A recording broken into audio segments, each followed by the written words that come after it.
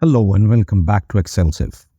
This is the second part in a series of interview questions regarding pivot tables, handling questions for an interview for an intermediate or managerial position. The first part has dealt with questions for a beginner or fresher position, and you can find its link on the top right and in the description if you wish to check that video. This time, our data is similar with one major difference. It has a column for profit earned per order as well. For a manager who gets the data from his team, it's important to understand the data, check for mistakes, and then present the data in such a way that it makes sense to the upper management and aid in decision making. So the questions also surround around such areas. We checked the recommended pivot charts in our previous video. This time, we are going to check something even cooler.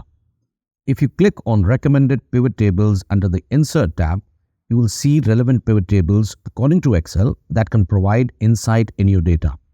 It might take some time depending on your system speed though.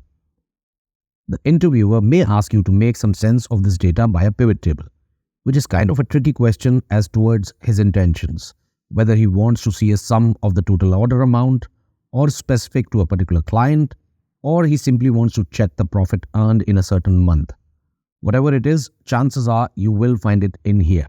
For instance, we have amount by country and region, amount and profit by client, and that's not all. If you scroll down to the end, you will see it has a total of 10 recommendations. Click on it and you will find more. All you have to do is click on either of these options here to insert the pivot table on a new sheet or the existing one. If we click on existing sheet, it will ask for the location where you want the pivot table to be. Show it a cell, and here we have our pivot table.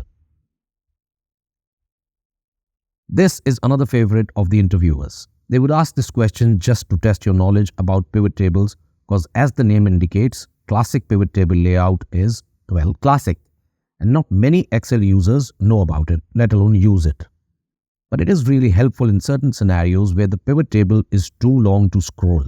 Like in this case here, the pivot table which shows client, region, country, and then city in rows box is too long to make any heads or tails of it. If we keep scrolling, it goes even after the main data set finishes. So this kind of pivot table defeats the purpose. Instead, if you right-click anywhere inside the pivot table, go to Pivot Table Options and then to Display tab, you'll find this option here, Classic Pivot Table Layout. Put a check here and hit OK, and this is much better.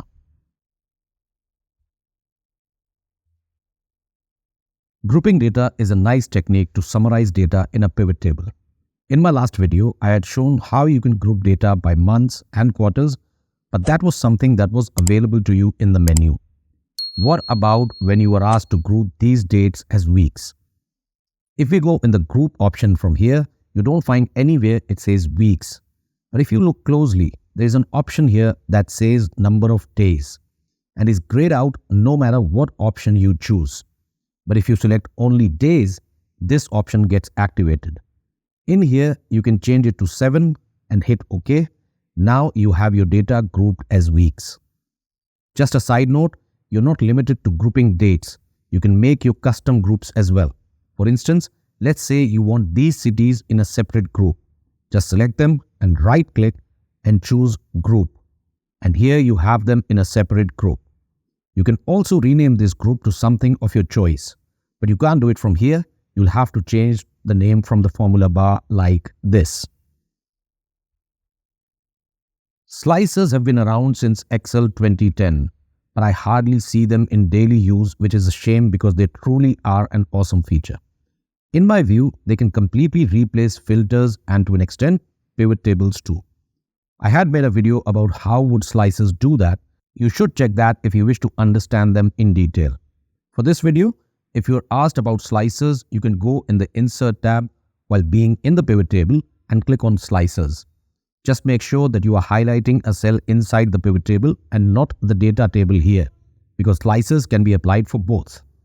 If the interviewer has asked you to apply slicers on pivot table, do that and vice versa. Once you've clicked on this option, you'll get to this box. Choose whatever slices you want and hit OK. And here we have all the boxes with different options And this is where the magic happens. Instead of clicking on an arrow to see the options like in filters, you simply choose the option you want and see all the other unrelated options gray out instantly, telling you the options that are left available to you. If you wish to clear individual slicer, you can click here. And if you wish to clear all, click anywhere on the pivot table and then head to Data tab, and under Sort and Filter, click on Clear. You will be shown a summarized pivot table like this and asked to show how did a region like Oceania get to this number. You won't be allowed to use filters on the main dataset because this is the first thing that will come to your mind. But you don't need filters to check that. Simply double-click on the numbers from Oceania and Excel will bring forth all the details about how did it reach this number in a new sheet for you. This feature is enabled by default in Excel, and if you wish to switch it off to avoid getting here by accidental clicks, right-click anywhere inside the pivot table, go to Pivot Table Options, Data tab, and uncheck this option, Enable Show Details. Another question that usually stumps the candidates is, what are the different report layouts you can use? Don't be afraid of the question, the answer is right in front of you. You just have to go to the Data tab and here it is, Report Layout. It has three options, Compact, Outline, and Tabular. Currently we are in the compact form. If we click on Outline, it changes like this. And if we click on Tabular, we get to this view.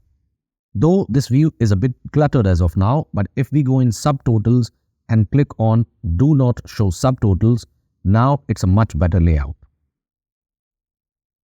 The interviewer may give you this pivot table and ask you to create a pivot table for regions from this pivot table. So each region, Africa, Asia, Europe, North America, Oceania, and South America, have their own pivot table.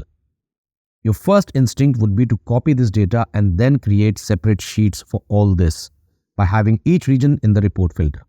But you can achieve the same result by simply going to the pivot table Analyze tab up here, go to Options here, and click on Show Report Filter Pages.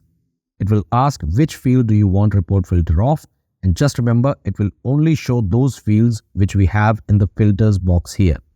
So if your interviewer has played a fast one on you and hasn't included region in here, make sure you do. Once you hit OK on here, you will have all these sheets added, which are all for each region individually with a pivot table on them automatically. Up until now, we have discussed questions regarding data handling mostly, but you are aware that a major part of your day as a manager will be taken by reporting to the upper management, and they are not really interested in going through heaps of data. They prefer clear and concise data that they can do something about. If you send them the sales data with hundreds of rows thinking that you have sent them everything, you are surely hearing it in the next briefing. So when you are to prepare reports, it never hurts to practice a bit of what I call beautification. Using correct font size, colors, borders, etc. not to make your pivot table jazzy, but looking more professional. Maybe if you use your company's color scheme, you'll score some brownie points in the next briefing. You can quickly check all the styles here from the Styles option under Design tab. You have three categories here, light, medium, and dark.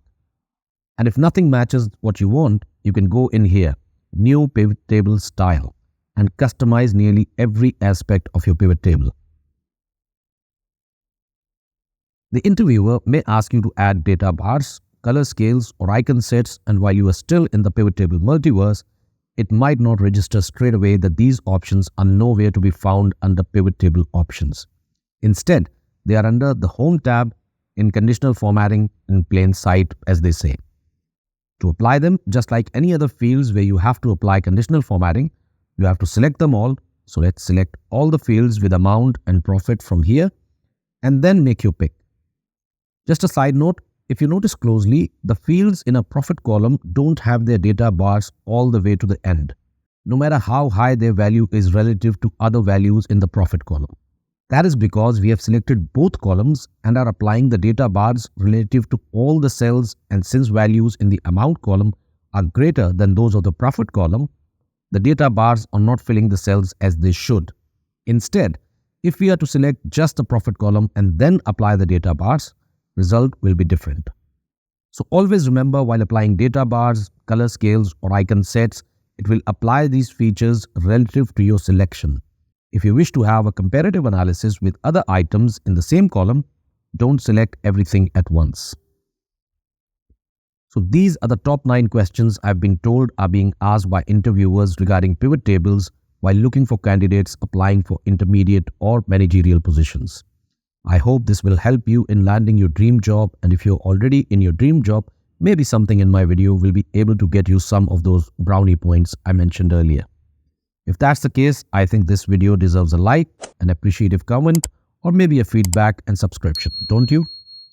I'll see you next in the third and the last part of this series about pivot table questions asked by interviewers for candidates applying for top brass or the executive level. Until then, happy spreadsheeting.